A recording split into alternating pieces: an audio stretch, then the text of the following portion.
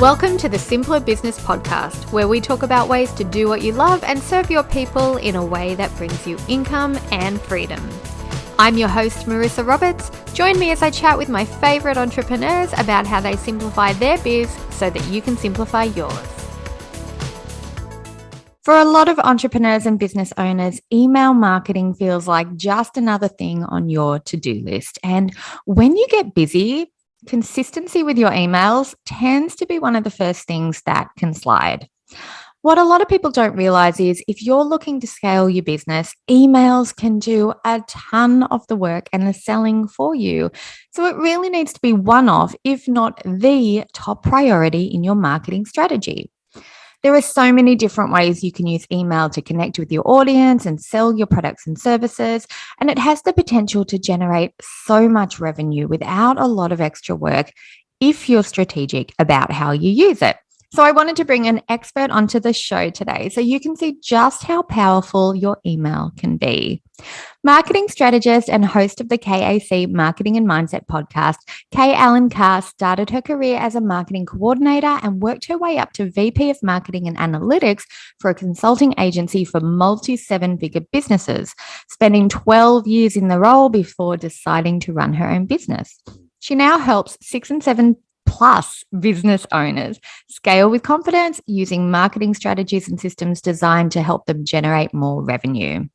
There are 3 types of emails that Kay sent on a monthly basis last year to bring in over $1 million in revenue for a client. And I am dying to know what they were and the story behind them because I have a feeling they're going to work for you too. So welcome, Kay. I am really, really happy that you're here today. Thank you. And thank you for that intro. It made me sound so exciting. You are exciting. I'm super excited to have you on the show. I love listening to your podcast and the back and forth with you and Brian because I just feel like, well, you guys have this amazing chill way of talking about what you do and the story behind it. And, you know, I think we need to hear more stories from different types of businesses too. So that's been really helpful. And I think when you hear about the story behind a marketing strategy, it really helps things click. It really helps us think, oh, actually something like that could be possible for me too. So yeah, I think we're going to have really a lot of fun today. I'm really excited. Yeah, same. I'm so glad that you've enjoyed the podcast that I do with Brian. He actually worked for me at the agency that you were mentioning, that I worked at for 12 years. And then we kind of both branched off, and he has his brick and mortar spin studio now, and I have my online agency. And so it's been really fun to just kind of like compare notes with him on the podcast and, just see like the different marketing tactics that do work for different types of businesses, and actually how the same type of marketing tactics really do kind of work for almost any type of business. Yeah, I love that you can just tweak your approach a little bit and it really can work. And often though, when we're in our own business, we can get stuck in a how things should be done mode. So to be able to hear from people's experiences in brick and mortar as well as online, it kind of opens up that creativity and opens up that inspiration and gives you this feeling of, oh yeah, you're right. Actually, I know this person's saying it applies here, but I can tweak it just a little bit and apply it to my own situation. So yeah, the more of that, the better, right? Exactly. 100%. And I'm so excited to be speaking with your audience today about email marketing because I've worked with in my career, e-commerce businesses, business coaches, brick and mortar businesses, all different types. And email marketing has played an integral role in their increased revenue month over month, year over year. Doesn't matter what the business type is. Yeah, I think emails can be the hardest working staff on your team. Yes. If you're clever about how you use them. Yeah. So what do you think is the secret then to making money with email? Because I know a lot of business owners are like, yep, I'm doing my weekly newsletter. I've got my email list. I'm ticking all of those boxes, but I'm just not seeing any traction in sales. So what do you think is the best way to approach email if you want to actually make money and generate revenue with it? I love this question. And also the way that you phrased, I'm ticking all the boxes, because I think that's it. A lot of people approach email marketing with, okay, I know I'm supposed to send a newsletter every week. Check. But really, there should be a strategy behind every single email that you're sending. And also, when you send those emails, we need to make sure that they're going to the right person. So I like to say, before you even send your next email, take a look at your list. Is that list made up of ideal clients? And the way that you can decipher if it is to look at your lead magnet or look at the different ways that you're growing your list and ask yourself, okay, are my lead magnets a little bit generic, or are they very specific and aligned to my ideal, dreamiest client? So I'll give you an example. I work with a lot of dietitians and nutritionists. And so I see lead magnets that are like, get my free snack guide or get my meal plan all the time when I'm working with dietitians, when they first come to me. And I'm like, okay, I totally get why you use this as a lead magnet topic, but we need to tweak it because this is too generic. It's specific in that it's specific to the nutrition business, but who is your most ideal client?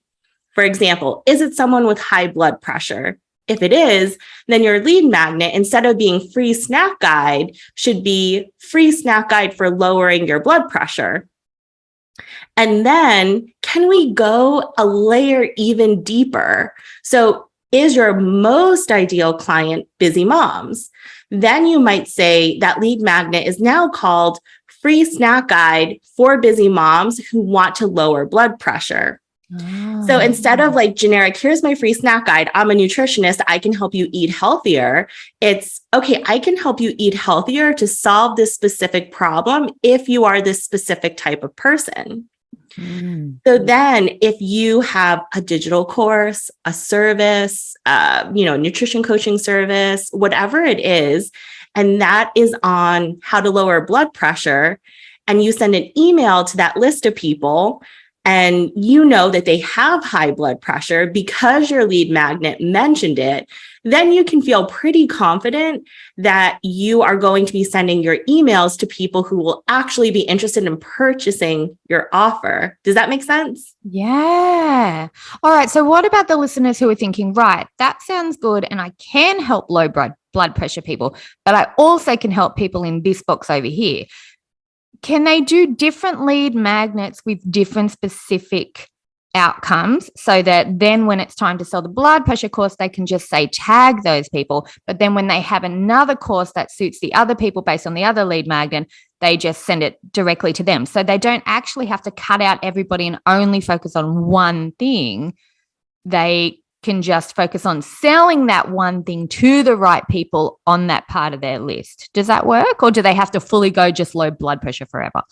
No, I love that. And I would say if you're going to do that, then it's exactly like you mentioned. Just make sure you're tagging people so that you're only sending your specific offer that's right for that segment of your list to the people who it's going to most resonate with. Because if you have your lead magnet coming in and you're not tagging people based on what they're interested in, and you send your sales email out to your entire list, you might be thinking, well, that's okay. The people who don't want it will just ignore it. And the people who do want it will respond. Well, that ignoring part is really important because you're teaching them to then ignore your future emails. So you want to make sure that you're only sending relevant emails. I feel like most people, when I say this, it's like, oh yeah, that makes sense. But we just don't always think about it because we're in a rush and we just want to get an email out. But really taking those, few extra minutes when you're sending your email to make sure it's going to the right segment of your list will help you in so many different ways. Because if you teach people to start ignoring your emails, then they're not going to see the offers that are relevant to them. Yeah. Or they're going to put you in the mental bucket of, oh, that's that coach that only sells that course that I'm not interested in. Yeah, exactly. They're not going to open anymore after that. They're going to be like, well, the tips I got when I first signed up were great, but they only ever sell this product that has nothing to do with me. When actually you could have a whole product suite that would suit them. They've just never heard of it because the first sales email you sent them was about something they didn't care about. So, wow, there's so much hidden gold in there that we could be accessing that we're not actually touching on. Yeah, exactly. And I like to say it's really important to try to go as many layers deep as you can, because I see a lot of people have a product suite that has, offers in with different price points, right? So you might have a digital course that's $400, a group coaching program at $1,400, and one-on-one coaching for $2,400, just making up examples, right? Yeah. And so if you have a lead magnet, that's like, if you have multiple lead magnets and one of them is, for new entrepreneurs, right? Whatever it is, you might only be sending those people offers for your lower ticket offers because that's what that they can probably afford. Whereas if you have another additional lead magnet that's like for 7-figure business owners or for 8-figure business owners, then okay, I'm just going to go right in and try to sell them my high ticket because I know that they can afford that. And I also know that that higher ticket offer has the types of things in it that they would be most interested in. So I really think everything to me when it comes to email marketing really comes back to, do you have the right people on the list? And are you sending the right offers to the right people? Because if you get those two things wrong, it doesn't matter how great your email copy is, how great the design is, if somebody can't afford an offer, or if the offer just doesn't make sense for them, then they're not going to buy it.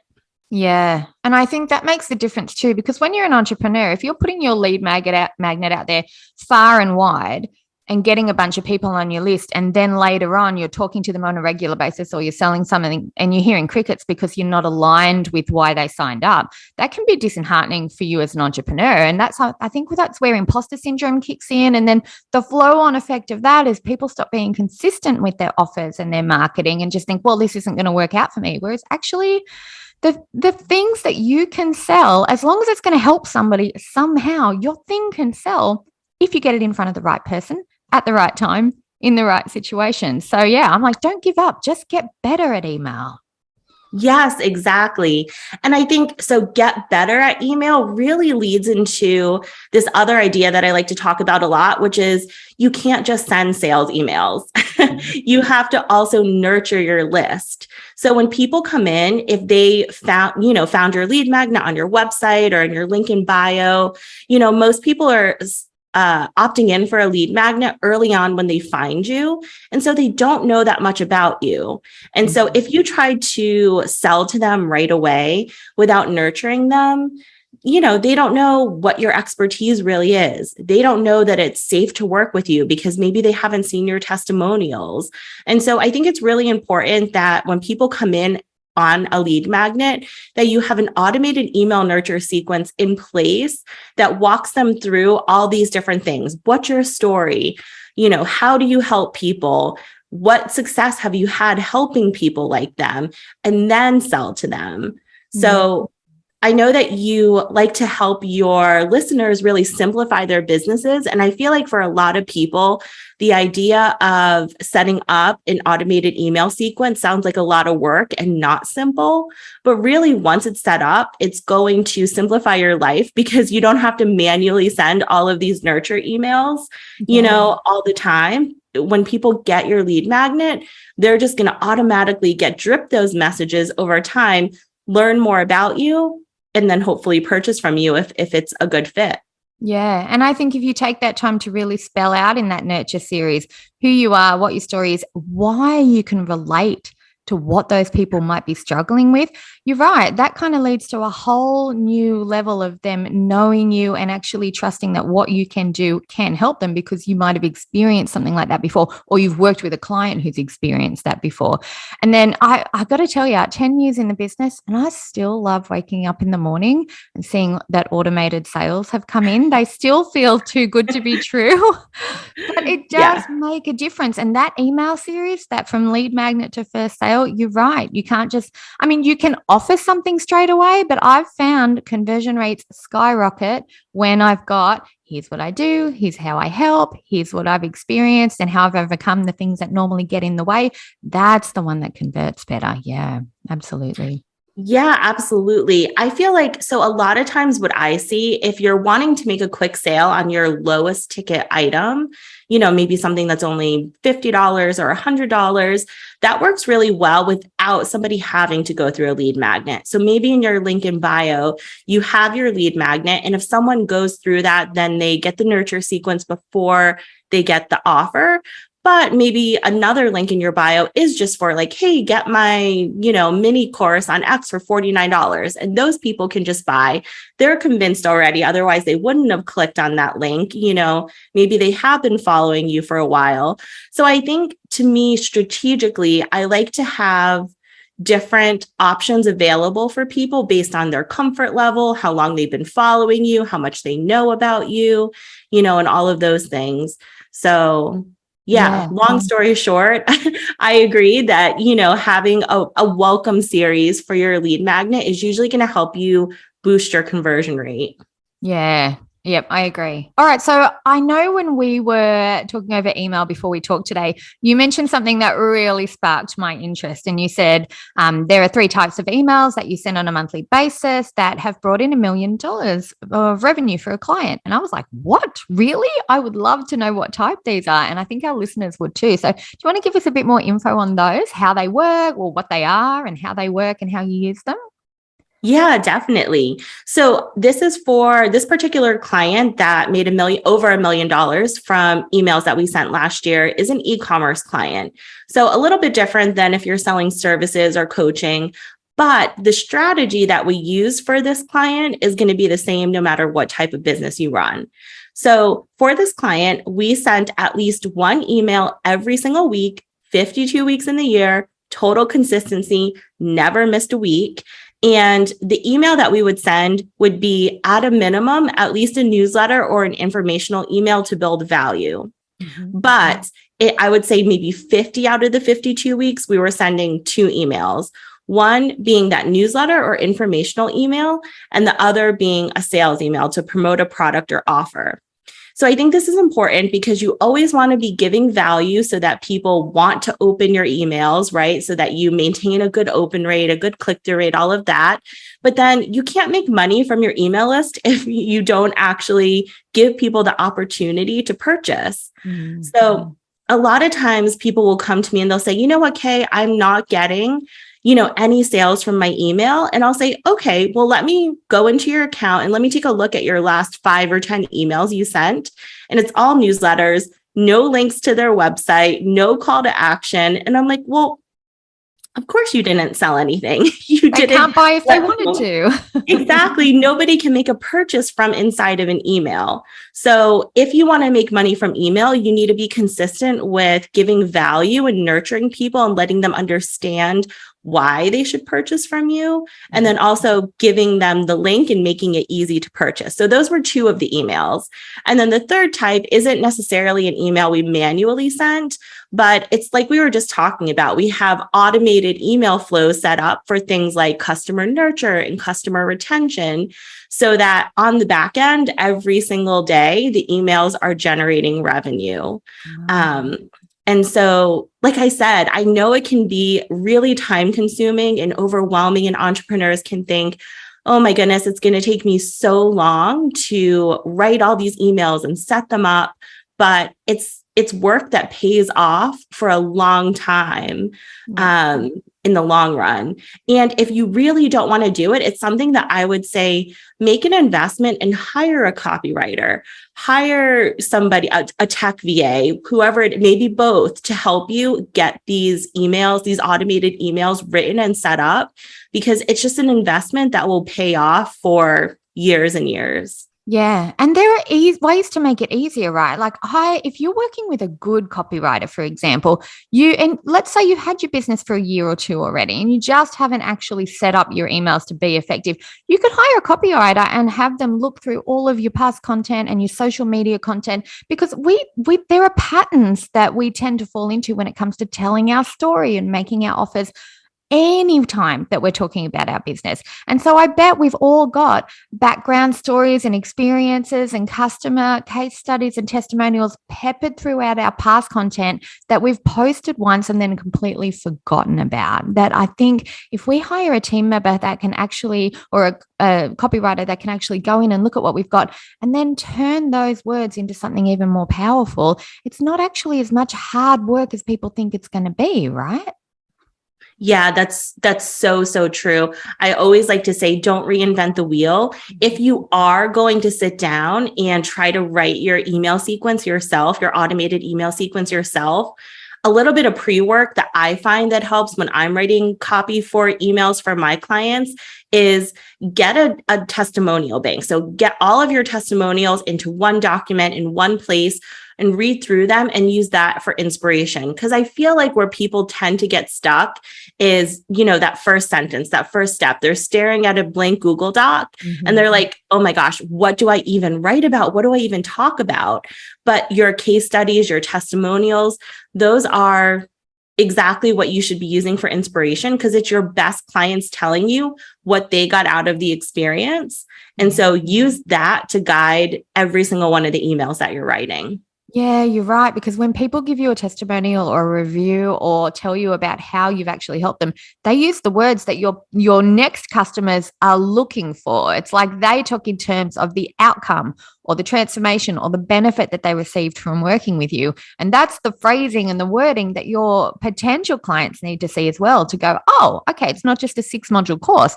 This thing that I'm going to buy is actually going to help me get to this level or accomplish this goal or achieve this outcome. And yeah, it's so much more powerful that way.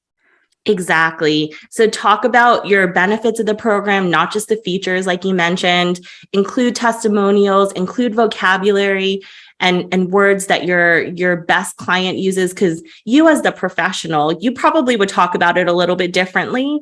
So it is really important to look at your testimonials to kind of see like, okay, how does someone who isn't an expert in what I do talk about this? And and then just make sure that you set those flows up and be consistent with the emails that you are sending on like a weekly or bi-weekly basis, because that consistency paired with really strong copy is all you really need to generate revenue from email. So the client that we're talking about, like I mentioned, she made over $1 million last year. We're on track to do the same thing this year. We're at like 800,000 right now, and it's October. And it's an e-commerce company. I feel like this year compared to last year in 2020, e-commerce revenue across the board is down for most businesses, even Amazon. And we're like doing really, really well. And I really think it's because we have been consistent. Our email list is nurtured. It's really strong. Yeah. And, it's her second most powerful sales channel. So I would say, if you're not investing time into email now, I would really make that a strong goal for 2023. And maybe you use the next 2.5 months of this year to really just get your automated sequences, written and set up. That way you are ready to go to start like promoting your new best amazing lead magnet come January 1st. Absolutely. Make sure you've got that automated sequence set up as your priority so that the other things you're doing in your business, this can run in the background and help generate revenue for you while you're working on everything else.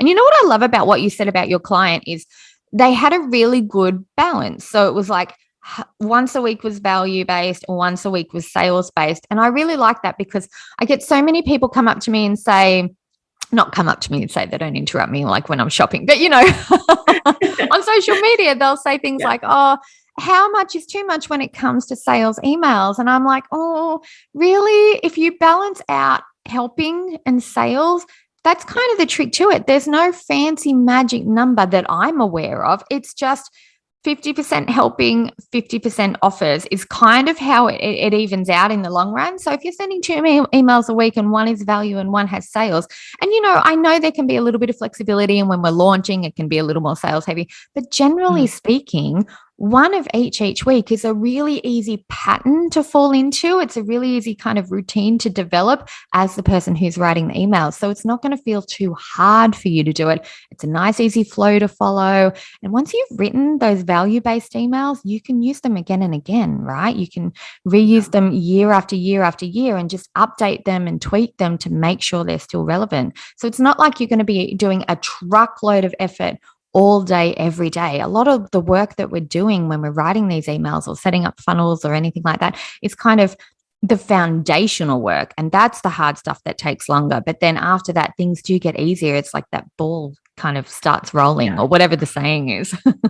That's so true. Yeah, that's so true. We do that. So now that we know which emails, last year and the year before produced the most amount of revenue, we're just tweaking them, updating the design a little bit and resending them this year. And, the ones that did amazing last year, it's been 365 days.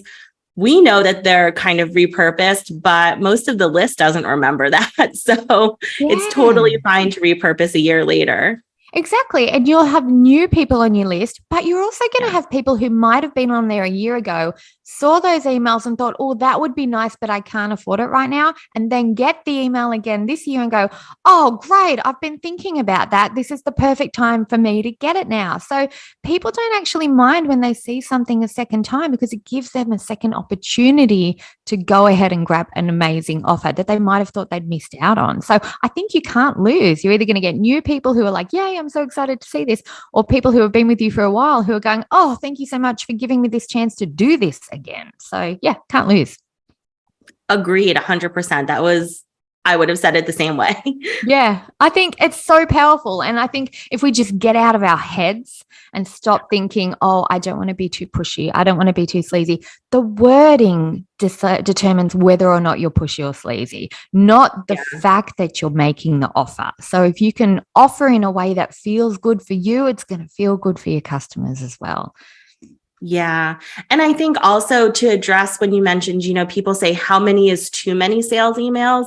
I think when your list is small, you shouldn't really be worried about that. I would just get in the habit of good email marketing best practices. So one sales email a week could be fine, could be every other week, whatever you have the time for. But really, until your list gets to 5,000, 10,000, 50,000 people, just get in the habit of being consistent with email. And when your list grows big enough, then you can start segmenting based on, okay, who's my most engaged list, who, isn't really opening every email. And then maybe I strategically only send them a couple emails a month. You can do that as your list grows bigger. But when you have 100, 1,000, 1,500 people on the list, don't worry about it. You need to just get in the habit of sending emails and growing your list. And then you can start worrying about okay, what do I do with the data that's coming in from these emails? And how can I improve my program? But you can't improve upon something if you're not doing it. So just get in the habit. Yeah. So actually, I'm so glad you mentioned that with a small list size, because that's what a lot of people worry about. Oh, I've only got 20 people on my list. I've only got 100. I've only got 1,000. I've only got 5,000. All those numbers are relative, right? So if people are thinking, I don't have enough people on my list, I should wait till I'm bigger before I actually do consistent emails.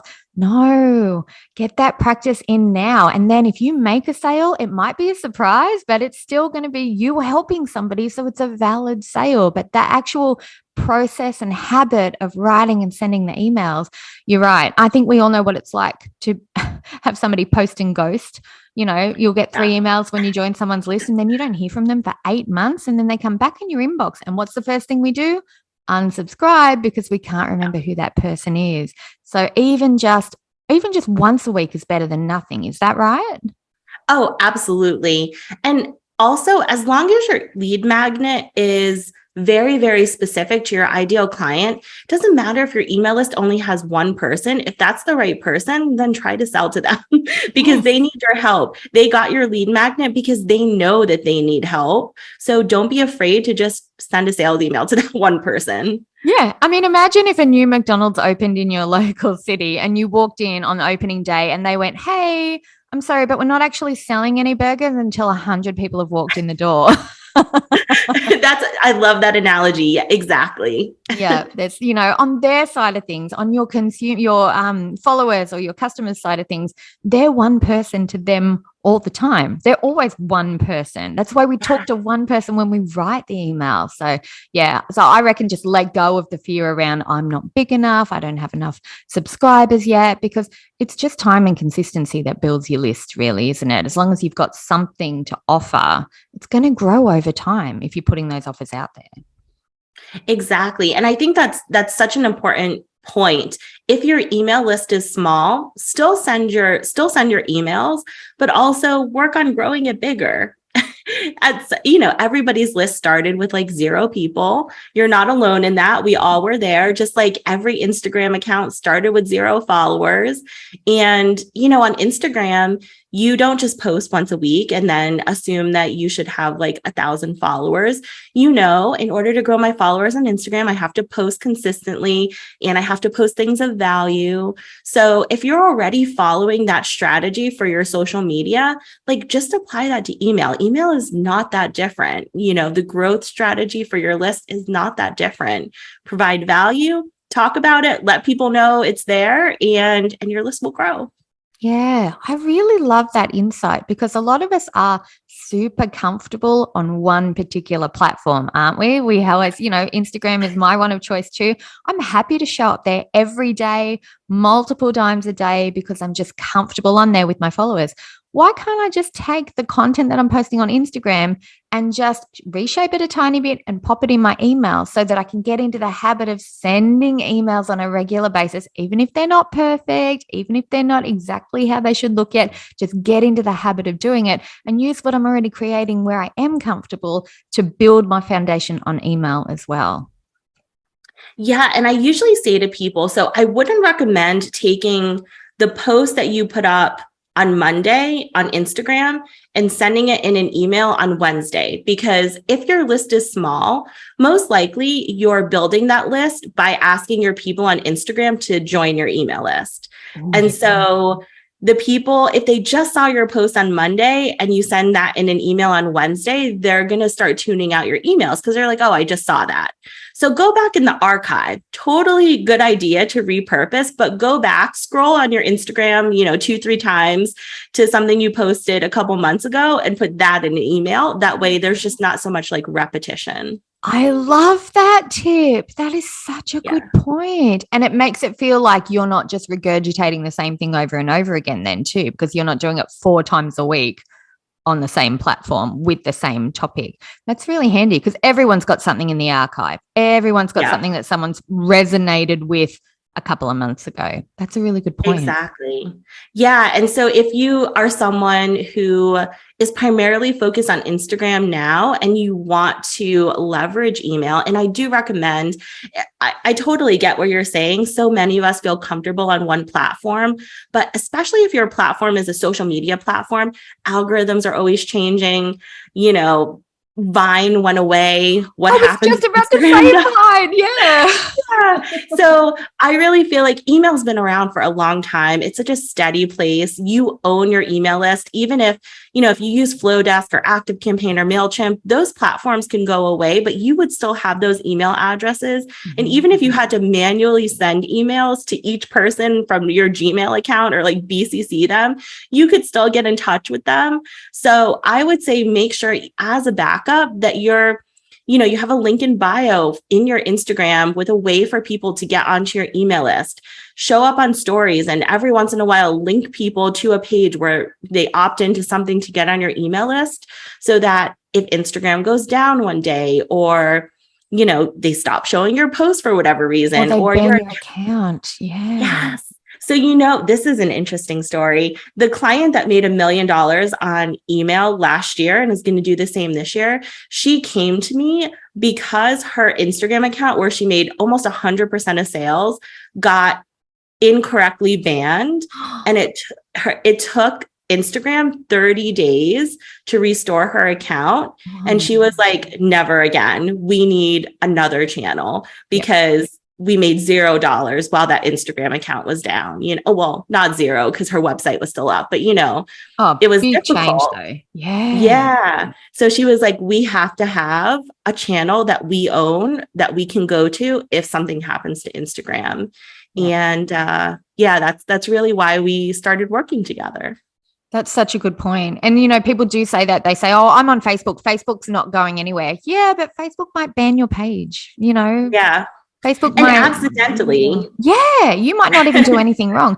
And you know, Yeah. how many people are sleepily scrolling through their phones, hitting the report button instead of the reply button? You know, it's not always on purpose that somebody disappears or gets locked and put in Facebook jail for a while. And same with Instagram and TikTok too. You know, TikTok, you can explode on TikTok and then disappear the next day. So nothing is set in stone. Yeah. And don't even start me on MySpace.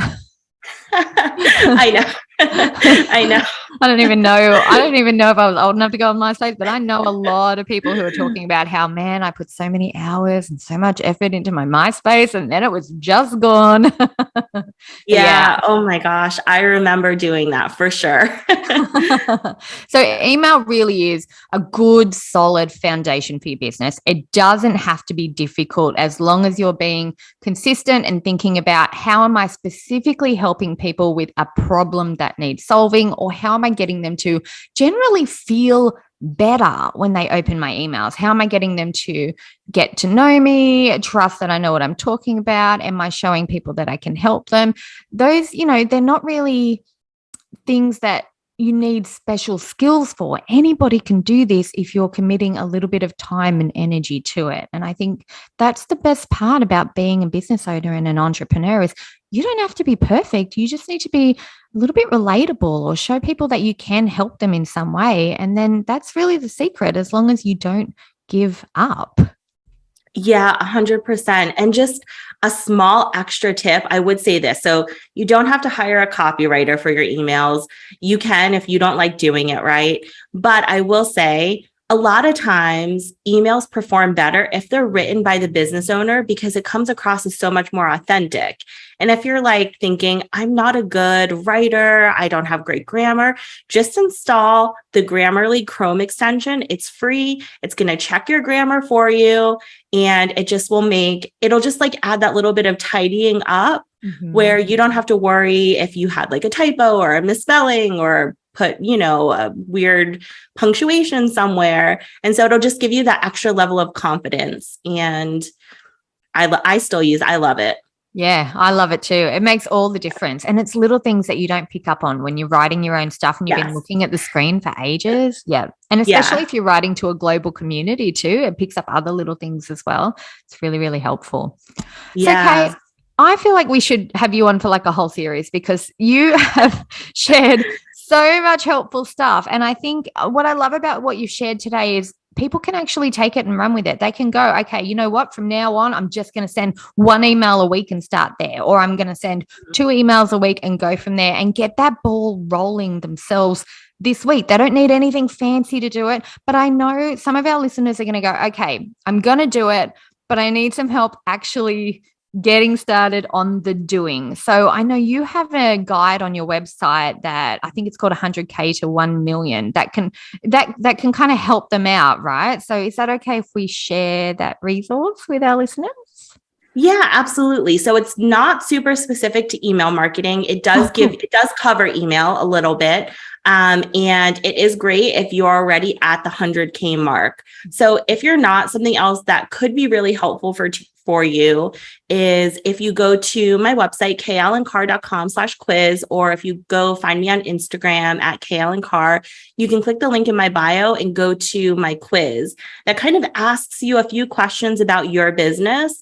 And based on that, it'll pop out if I have an offer that can help you. And I have offers at different price points. So if you are looking for someone to help you with copywriting, if you are looking for someone to help you with email setup, if you are at a point where you're looking for someone to help you with email strategy, I have offers to cover all of that as well. So yes, absolutely check out the freebie, the free guide, My Lead Magnet, but also if you want some like done for you assistance, I have that too. Oh, that sounds amazing. I'll make sure I've got links in the show notes so people can just click through and go and take the quiz straight away. That's a really good idea because that way you know that whatever they're getting from you is exactly what they need in that moment, which takes a lot of pressure off, right? Because we're always thinking, I should be doing this and this and this. And there's always 10 things that we think we should be doing, but actually maybe just 1 or 2 of them is the one that's going to help us move our own business forward specifically. So I think that'll be really helpful. Thank you. Yeah, of course. And I mean, this is just a side note because I know we're wrapping up now, but I do think that quizzes are really, really fantastic lead magnets that help people move forward with actually purchasing much faster than like a guide or a mini course. Because it's like, oh, you know things about my business and you're telling me that this is a good fit for me. So instead of people wondering, like, is this a good fit? Is this right for me? I don't know. It kind of like helps move them forward a little bit faster instead of getting caught in their own heads. Yeah. And it kind of gets them in taking action mode too, because a quiz is a very active thing to do. So you're already kind of emotionally invested in it. So yeah, that really makes sense. It's easier then to take action on your learning as a result of actioning the learning in the first place. Yeah, I think that's really good. Yeah. Lovely. Oh, well, thank you so much for being here. I have loved our chat. I'm so glad you were here. And I know a lot of our listeners are going to get a lot of value from that too. So I'll make sure that we've got some links to your website, to your socials, your quiz and your freebie in the show notes so they can just jump in wherever they feel comfy. And yeah, I hope everybody listening enjoyed this as much as I enjoyed chatting. And yeah, I'll see you in the next episode. I hope you enjoyed this episode of the Simpler Business Podcast. If you did, please subscribe, rate, and review us on Apple Podcasts. There's a link in the show notes to make it nice and easy for you, just the way we like it. If you're ready to simplify and scale your business, you can get started with my free audio class at marissaroberts.com. See you next time.